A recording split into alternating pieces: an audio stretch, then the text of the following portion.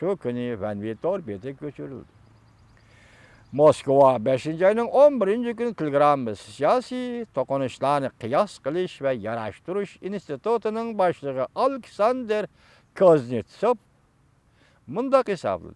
İran bilan İsrailga o'tirisi zo'r ko'lamlik urush portlashni chetga qaqqilib bo'lmaydi.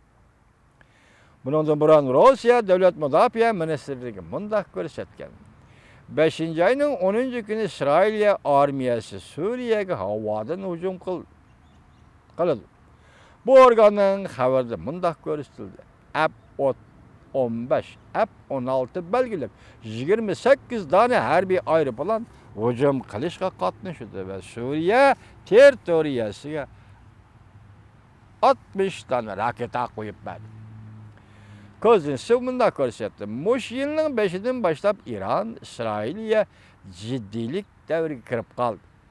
2. ayning 5-ida İsrailning F-16 belgilik aeroplani Suriye havo boshlig'ida urib tushirildi. İsrailga 2014-yili Suriyaga 100 dona raketa atgan edi. Yaqingacha 3 qitim hujum qilish voqeasi yuz berdi. Köpligen İranlık maslahatchilar qurbon bo'ldi. 4. ayning oxirida İsrailga yana bir qitim havo hujumi qo'zg'adi. Yaqinqi harakat shu bo'ldiki, Suriyadagi İranning aeroportiga hujum qilgan bo'ldi İsrailga. Mutaxassislar mundaq hisobladi. İran bunga parvosiz qarab tura olmaydi. İran Davlat bexatarligi Oliy komitetining katibi Ali Samuhani bayonot e'lon qilib, bu zarbalardan saqlanish uchun faqatla o'ch elish kerak dedi. Kuznetsov bundaq ko'rsatdi. İranning Suriyada harbiy baza qurishi İsrailga mutlaq qo'l qo'ymaydi. Bundaq harakatlar zo'r ko'lamli urush keltirib chiqardi. Amerika kelishimdan chekinib chiqdi, ya'ni İran yadro kelishimidan chekinib chiqdi. Bu İranning vaziyatiga ta'sir ko'rsatdi. Zo'r ko'lamli urush 2006-yildagidek İsrailning ichki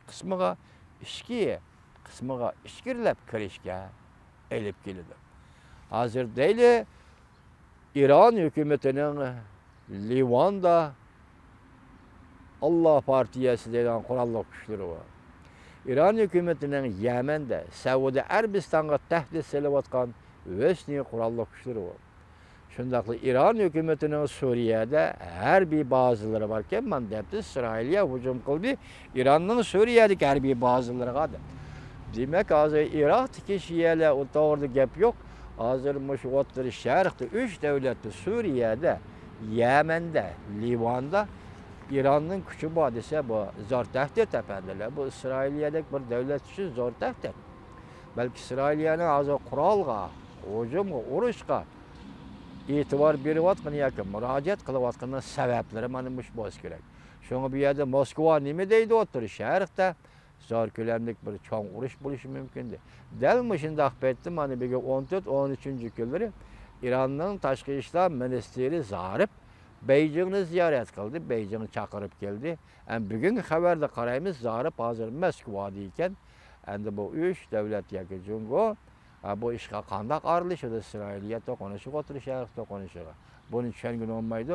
Araliqda YouTube'dagi xabarlarda Jungodan qo'zg'algan poyezd İran'a kirib keldi dedi. Dal shundaq kunlarda poyezdning İran'a kirib kelishi bo'lmas deb Jungoning shunga qatnashganligi bir gap. Jungo o'ttiri sharq masalalariga zada qanchalik aralashadi. Gap u yerda endi Jungo bunda aralashganda uning maqsadi nima? Bir nima degili bo'lmaydi.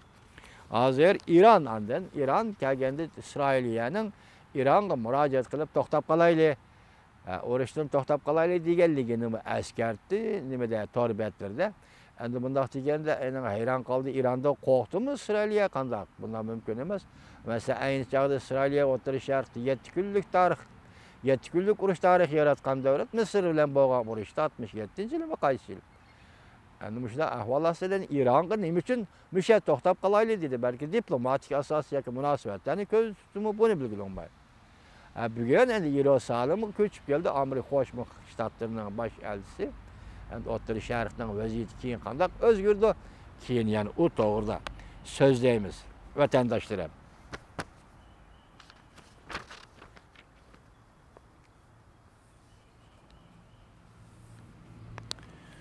Mana qarab turgan endi Prezident Trumpning Jungoning Jungshin sherikisiga tutgan pozitsiyasida zo'r o'zgarish bo'ldi. Davlat Majlisi a'zolari qattiq norozi bo'ldi. Mavzuli xabar 5-oyning 14-kuni Vanbetor betida e'lon qilindi. Xabar bunday boshlandi. Prezident Trump hukumat 4-oyning o'rtalarida Jungoning Jungshin sherikisiga 7 yillik cheklash siyosati yurgizib, bir oy o'tgandan keyin Prezident Trumpning maydonda tuyuqsiz o'zgarish bo'lganligi Davlat Majlisi a'zolarining noroziligini qo'zg'adi. Amerika Qo'shma Shtatlarining prezidenti Trump 5-oyning 13-kuni Twitterda fikr qoldirib bunday ko'rsatdi. Jungoning rais Xi Jinping bilan dal hozir hamkorlashyapmiz. Nimada hamkorlashyapti? Bilgili olmaydi. Jungoning Jungshin shirkatiga yordam qilamiz. Jungshin shirkati tez orada tijorat faoliyatini yo'l qo'ydi. O'tgan jazoladi, 7 yillik jazoladi. Endi hozir asli keltirdik deyapti. Jungoda nihoyatda ko'p ish o'rni yo'qolib ketdi. Ishchilar ishlaydigan ish o'rni yo'qolib ketdi. Savdo ministrlariga bu vazifani tamomlash to'g'risida ko'rsatma berdim. Amerika savdo ministrligiga bu vazifani tamomlash to'g'risida ko'rsatma berdim deydi Prezident Trump efendim. İşçidən suya çıxanmabdı mən. Kendall Twitter'da yana fikir qaldırıb, Prezident bunday ko'rsatdi. Jungo bilan Amerika savdo sohasida yaxshi hamkorlashdi. Bana bo'ldi endi. Talash-tortishlar tugudimi? So'rkilishlar tugudimi? Savdo urushi tahdidi tugudimi? Jungo bilan Amerika savdoda yaxshi hamkorlashdi. Xo'sh, Jungo nimaga yo'l qo'ydi?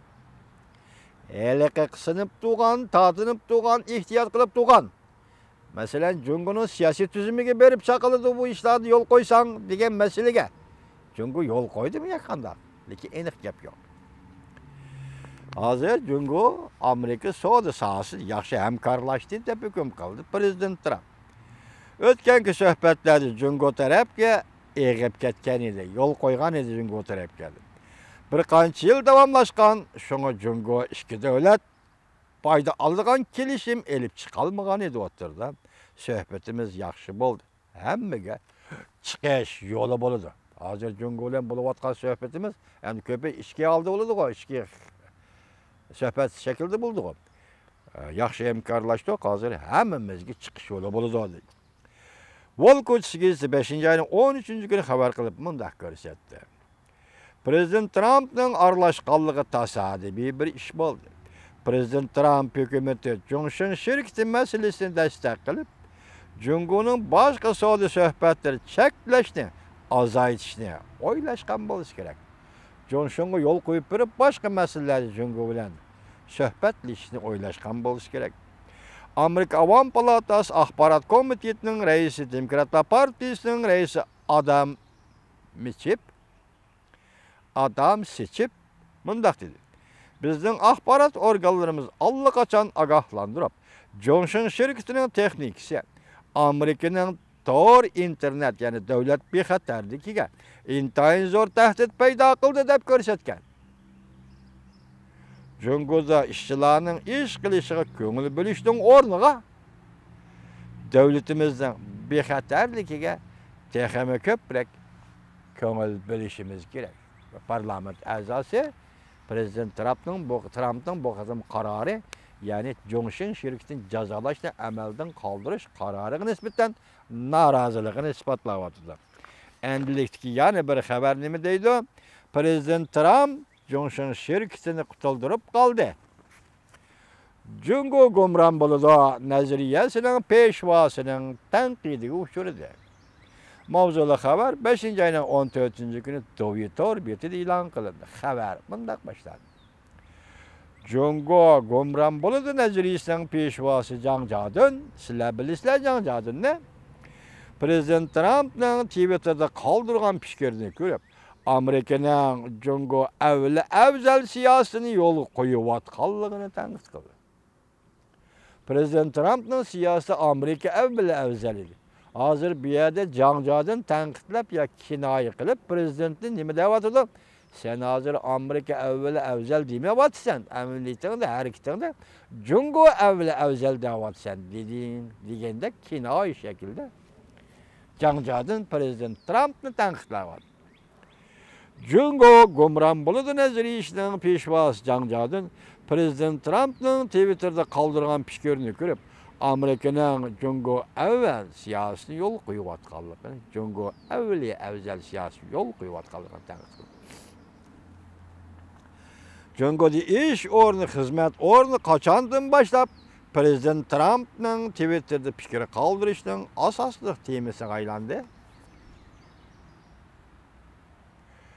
Kaçandan başlap Amerika'nın devlet rehberi köngül bildiğin meseleye aylanıp kaldı. Jungo'da iş ornu işten keliş, yakışıkış, Johnson şirketindeki işlerin takdiri köngül biliş, kaçandan başlap Amerika devlet başlığı oylandıgan işe aylanıp kaldı.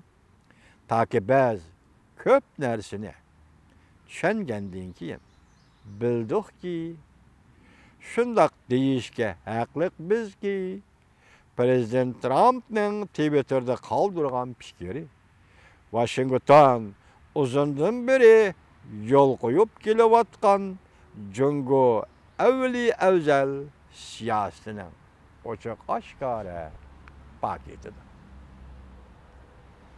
Jangjadın bir yerde getden ait salmaqlıq eğir oturup koyup da hürmetlik vatandaşım.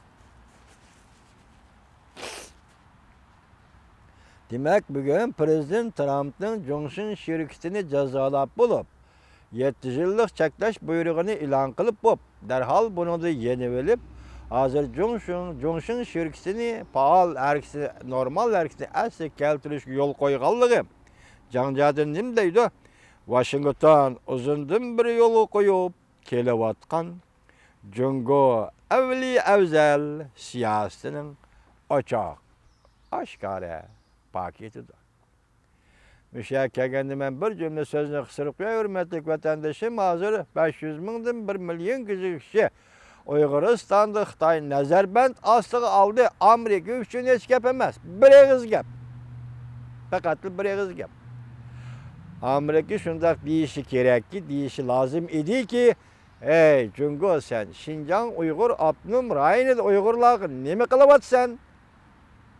Degen bir ağız gapni qilgan bolsa Xitay 500 mingden 1 milyon kişini kolga alalaydı emas, bir kişini mi kolga alalmaydı vatandaş. Yaki devlet meclisi, yaki Amerika Qo'shma Shtatlar hükümeti nima uchun mush gapni demedi? Mesela Şinjan Uygur Abnum Rayı'nda nima ish qilyapsa, nima gap bu 500 ming